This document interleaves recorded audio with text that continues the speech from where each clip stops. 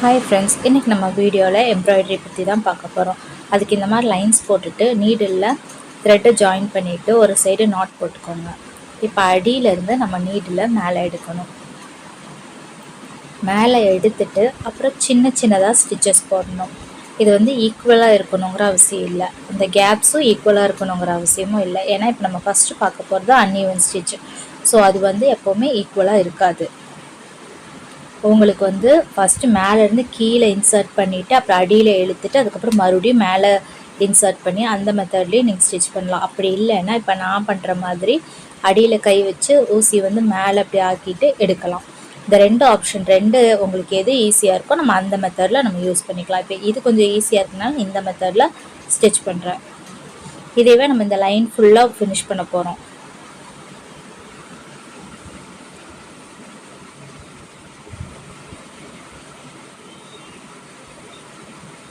ஒரு ஸ்டிச் பெருசாகவும் ஒரு ஸ்டிச்சு சின்னதாகவும் இருக்கும். கேப்ஸும் அதே மாதிரி தான், ஈக்குவலாக இருக்கணும்னு அவசியம் இல்லை. இதுவே ஈவன் ஸ்டிச்சாக இருந்ததுன்னா எல்லாமே நம்மளுக்கு ஈவனாக இருக்கணும். அந்த கேப்பும் ஈவனாக இருக்கணும், அந்த வெளியே தெரிய த்ரெட்டும் ஈவனாக இருக்கணும். இது அன்ஈவனுங்கிறனால நம்ம கரெக்டாக வரணுங்கிற அவசியம் இல்லை.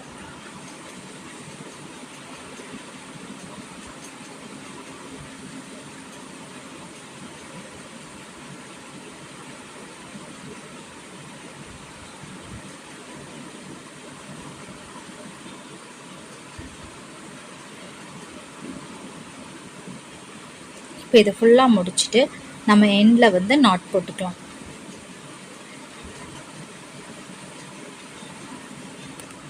ஃப்ரேம் அப்படியே அப்சைட் டவுன் டர்ன் பண்ணிவிட்டு அதுக்கப்புறம் நம்ம நாட் போட போகிறோம்.